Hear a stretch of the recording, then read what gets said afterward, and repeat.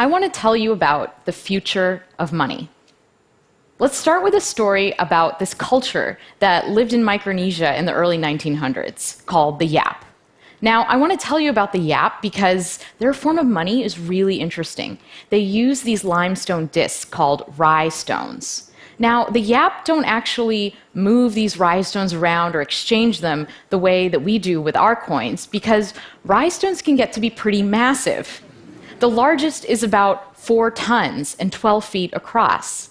So the Yap just kind of keep track of who owns what part of what stone.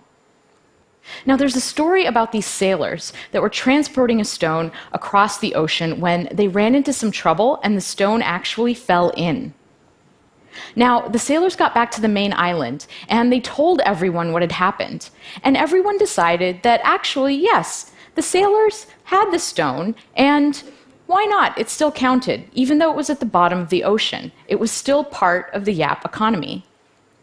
Now, you might think that this was just a small culture 100 years ago, but things like this happen in the Western world as well, and the Yap actually still use a form of these stones. In 1932, the Bank of France asked the United States to convert their holdings from dollars into gold. But it was too inconvenient to actually think about shipping all of that gold over to Europe. So instead, someone went to where that gold is being stored, and they just labeled it as belonging to France now. And everyone agreed that France owned the gold. It's just like those rye stones.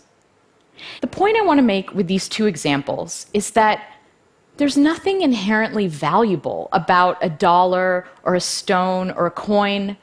The only reason that these things have any value is because we've all decided that they should. And because we've decided that, they do. Money is about the exchanges and the transactions that we have with each other. Money isn't anything objective. It's about a collective story that we tell each other about value, a collective fiction. And that's a really powerful concept. In the past 2 decades, we've begun to use digital money. So I get paid via direct deposit, I pay my rent via bank transfer, I pay my taxes online, and every month a small amount of money is deducted from my paycheck and invested in mutual funds in my retirement account. All of these interactions are literally just changing ones and zeros on computers. There's not even anything physical like a stone or a coin. Digital money makes it so that I can pay someone around the world in seconds. Now, when this works, it's because there are large institutions underwriting every 1 or 0 that changes on a computer. And when it doesn't, it's often the fault of those large institutions, or at least it's up to them to fix the problem. And a lot of times they don't. There's a lot of friction in the system. How long did it take the US credit card companies to implement chip and PIN? Half my credit cards still don't work in Europe. That's friction. Transferring money across borders and across currencies is really expensive. Friction.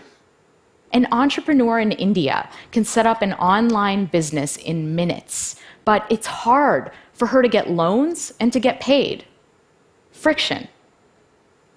Our access to digital money and our ability to freely transact is being held captive by these gatekeepers.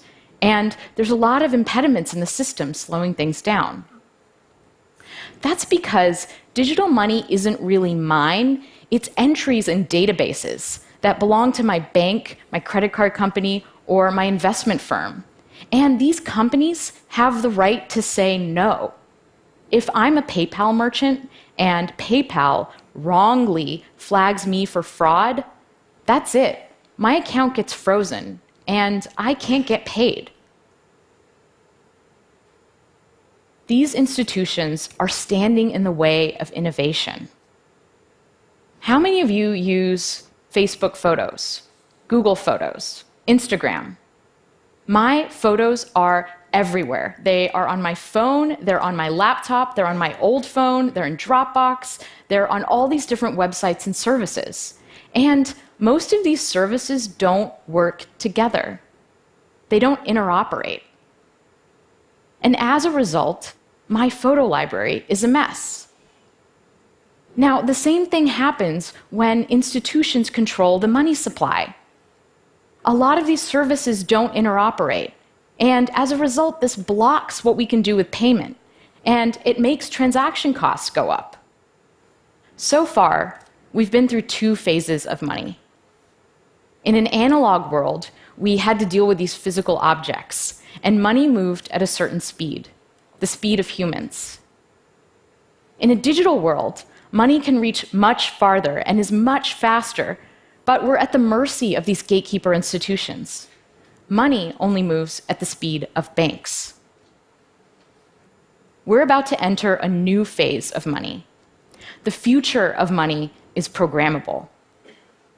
When we combine software and currency, money becomes more than just a static unit of value, and we don't have to rely on institutions for security. In a programmable world, we remove humans and institutions from the loop. And when this happens, we won't even feel like we're transacting anymore. Money will be directed by software, and it will just safely and securely flow. Cryptocurrencies are the first step of this evolution. Cryptocurrencies are digital money that isn't run by any government or any bank. It's money designed to work in a world without intermediaries. Bitcoin is the most ubiquitous cryptocurrency, but there are hundreds of them. There's Ethereum, Litecoin, Stellar, Dogecoin, and those are just a few of the more popular ones.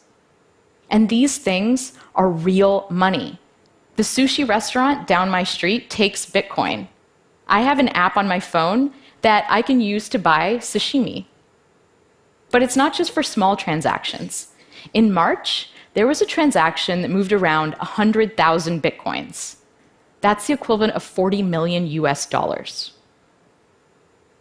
Cryptocurrencies are based on a special field of mathematics called cryptography. Cryptography is the study of how to secure communication, and it's about two really important things: masking information so it can be hidden in plain sight, and verifying a piece of information's source. Cryptography underpins so many of the systems around us, and it's so powerful that at times the US government has actually classified it as a weapon. During World War II, breaking crypto systems like Enigma was critical to decoding enemy transmissions and turning the tide of the war. Today, anyone with a modern web browser is running a pretty sophisticated crypto system. It's what we use to secure our interactions on the internet. It's what makes it safe for us to type our passwords in and to send financial information to websites. So what the banks used to give us, trustworthy digital money transfer, we can now get with a clever application of cryptography. And this means that we don't have to rely on the banks anymore to secure our transactions. We can do it ourselves. Bitcoin is based on the very same idea that the YAP used, this collective global knowledge of transfers. In Bitcoin, I spend by transferring Bitcoin, and I get paid when someone transfers Bitcoin to me. Imagine that we had this magic paper. So the way that this paper works is I can give you a sheet of it, and if you write something on it, it'll magically appear on my piece as well. Now, let's say we just give everyone this paper, and everyone writes down the transfers that they're doing in the Bitcoin system. All of these transfers get copied around to everyone else's pieces of paper, and I can look at mine, and I'll have a list of all of the transfers that are happening in the entire Bitcoin economy. This is actually what's happening with the Bitcoin blockchain, which is a list of all of the transactions in Bitcoin, except it's not done through paper. It's done through computer code running on thousands of networked computers around the world. All of these computers are collectively confirming who owns what Bitcoin. So the Bitcoin blockchain is core to how Bitcoin works. But where do Bitcoins actually come from? Well, the code is designed to create new Bitcoin according to a schedule. And the way that it works is that to get those Bitcoin, I have to solve a puzzle. a random cryptographic puzzle. Imagine that we had 15 dice, and we were throwing these dice over and over again. Whenever the dice come up all sixes, we say that we win. This is very close to what these computers are all actually doing. They're trying over and over again to land on the right number. And when they do, we say that they've solved the puzzle. The computer that solves the puzzle publishes its solution to the rest of the network and collects its reward, new bitcoins. And in the act of solving this puzzle, these computers are actually helping to secure the Bitcoin blockchain and add to the list of transactions. Now, there are actually people all over the world running this software, and we call them Bitcoin miners. Anyone can become a Bitcoin miner. You can go download the software right now and run it on your computer and try to collect some Bitcoins.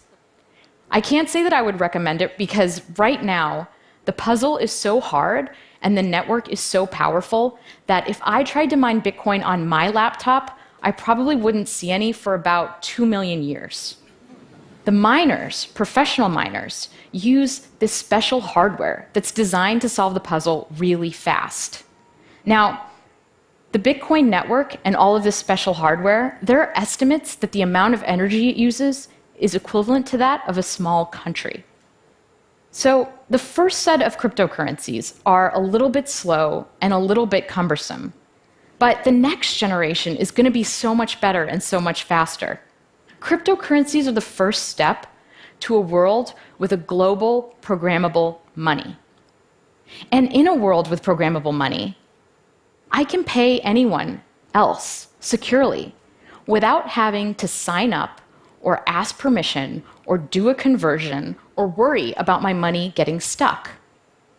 And I can send money around the world. This is a really amazing thing. It's this idea of permissionless innovation. The internet caused an explosion of innovation because it was built upon an open architecture. And just like the internet changed the way we communicate, programmable money is going to change the way we pay, allocate, and decide on value. So what kind of world does programmable money create? Well, imagine a world where I can rent out my healthcare data to a pharmaceutical company. They can run large-scale data analysis and provide me with a cryptographic proof that shows that they're only using my data in a way that we agreed, and they can pay me for what they find out. Instead of signing up for streaming services and getting a cable bill, what if my television analyzed my watching habits and recommended well-priced content that fit within my budget that I would enjoy? Imagine an internet without ads, because instead of paying with our attention when we view content, we just pay. Interestingly, things like micropayments are actually going to change the way security works in our world. Because once we're better able to allocate value, people will use their money and their energies for more constructive things. If it cost a fraction of a cent to send an email, would we still have spam? We're not at this world yet, but it's coming. Right now, it's like we're in a world that is seeing the first automobile.